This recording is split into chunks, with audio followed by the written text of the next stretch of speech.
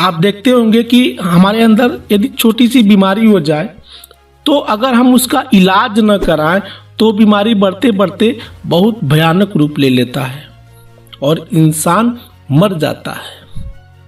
तो परमेश्वर ने ऐसा क्यों नहीं बनाया कि वो बीमारी हो ही ना हमारे अंदर।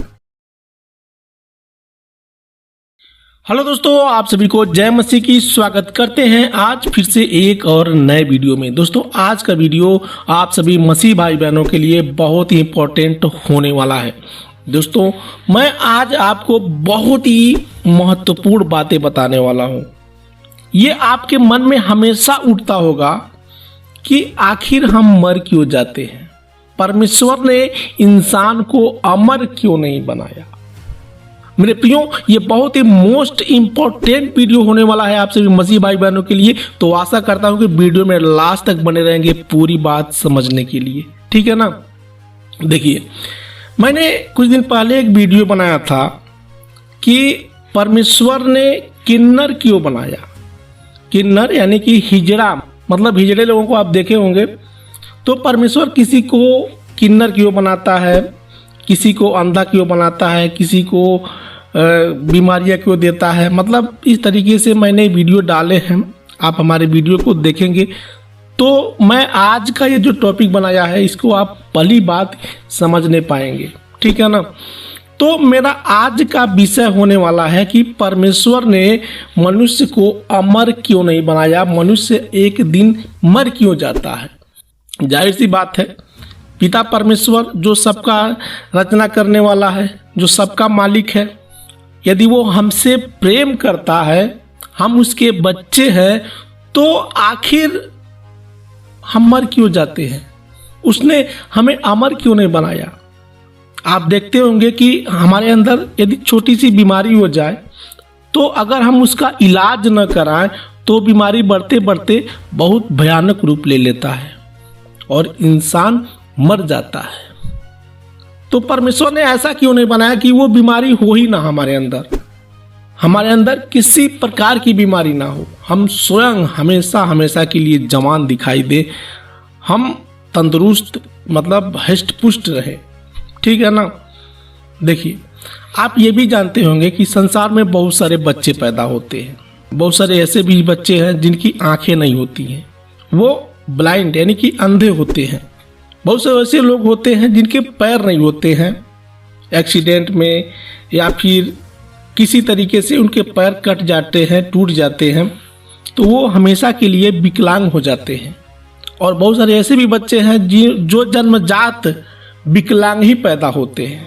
जैसे कि आज के समय में आप देखते होंगे बहुत सारे लोगों को पोलियो हो जाता है, पैरालाइसिस हो जाता है। तो मतलब ऐसा देखने को मिलता है। बहुत सारे ऐसे भी बच्चे होते हैं जो पैदा होते ही उनके दिल में छेद होता है, वो बहुत ही मुश्किल से अपनी जिंदगी को कष्ट में गुजारते हैं। तो हमारे मन में ये जिज्ञासा उठता है कि हमें इतनी सारी मुसीबतों का सामना क्यों करना पड़ता है। परमेश्वर ने इस दुनिया में दो तरीके के लोगों को बनाया है, एक स्त्रीलिंग और एक पुरुष लिंग। बहुत सारे लोग मतलब किन्नर पैदा हो जाते हैं जिनका लिंग पूरा विकास नहीं हो पाता है।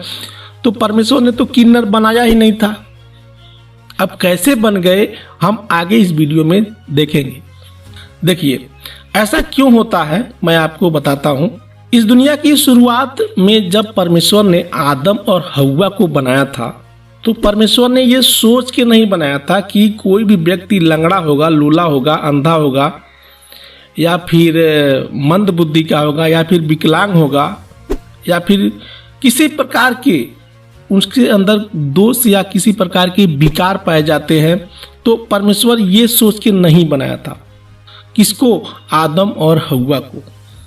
परमेश्वर ने इंसान को बिल्कुल साफ सुथरा, हष्ट पुष्ट, बिल्कुल तंदुरुस्त बनाया था। हम उत्पत्ति अध्याय 1 के 28 में पढ़ते हैं तो यहाँ पर लिखा है, और परमेश्वर ने उनको आशीष दी और उनसे कहा, फूलो फलो और पृथ्वी में भर जाओ और उनको अपने बस में कर लो। किनको? जितने भी इस दुनिया में पशु पक्षी हैं, जानवर हैं, जो भी लोग हैं, सब किसके अंडर में थे? आदम और हव्वा के। परमेश्वर ने उन्हें इतना अधिकार दिया था कि जो भी इस दुनिया में है, पशु पक्षी जानवर पेड़ पौधे, दूसरा कोई तो था ही नहीं इस दुनिया में, केवल आदम और हव्वा ही थे। दो ही व्यक्ति थे। आगे जब हम पढ़ते हैं उत्पत्ति अध्याय 2 के 16 में, तो यहाँ पर लिखा है, और यहोवा परमेश्वर ने आदम को यह आज्ञा दी, तू वाटिका के किसी भी वृक्षों का फल खा सकता है, पर भले या बुरे के ज्ञान का जो वृक्ष है उसका फल तू कभी न खाना, क्योंकि जिस दिन तू खाएगा उसी दिन अवश्य है कि तू मर जाएगा। क्या हो जाएगा? तू मर जाएगा। देखिए, परमेश्वर ने तो सबको अमर बनाया ही था। परमेश्वर ने आदम को अमर बनाया था। आदम कभी मरने वाला नहीं था।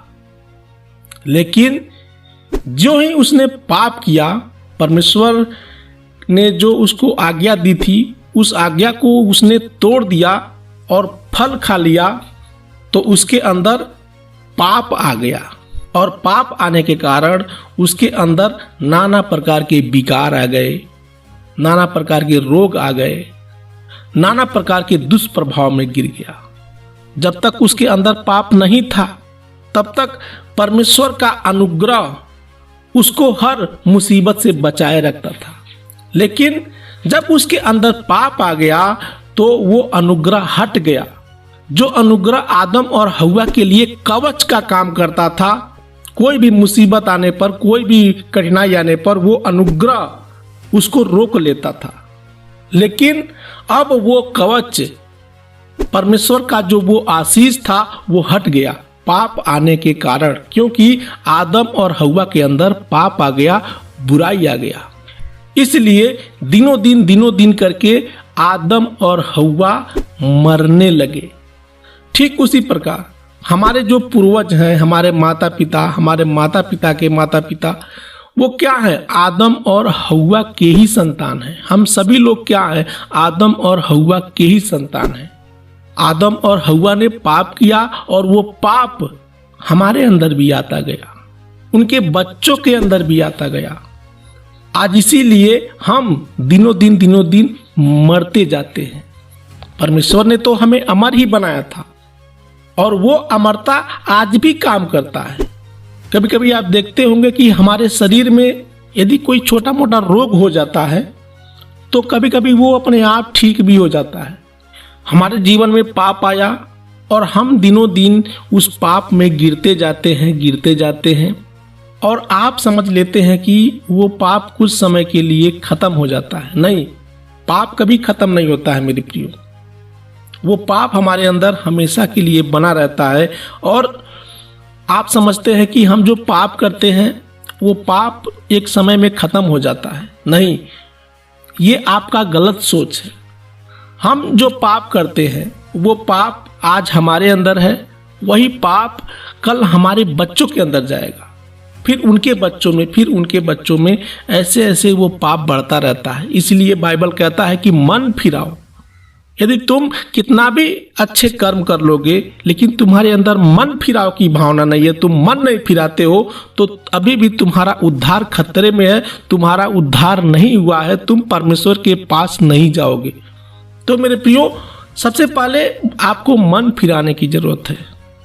जब कोई भी व्यक्ति अपने पापों से मन फिराकर उस जीवित और सच्चे परमेश्वर पर विश्वास करता है, उसके अनुसार अपने जीवन को चलाने लगता है, उसी दिन उसका पाप क्षमा हो जाता है। किसके? उस व्यक्ति का जो मन फिराव करता है। तो अभी भी समय है, आप अपने पापों से मन फिराव करें। तो मेरे प्रियो, आशा करता हूं कि आज का वीडियो आपको अच्छा लगा होगा। इस वीडियो को आप अपने मसीह भाई बहनों में शेयर करिए ताकि वो भी परमेश्वर के बारे में जान सके। मिलते हैं कल फिर अगले वीडियो में। तब तक के लिए आप सभी को हमारे प्रभु यीशु मसीह के नाम में जय मसीह की।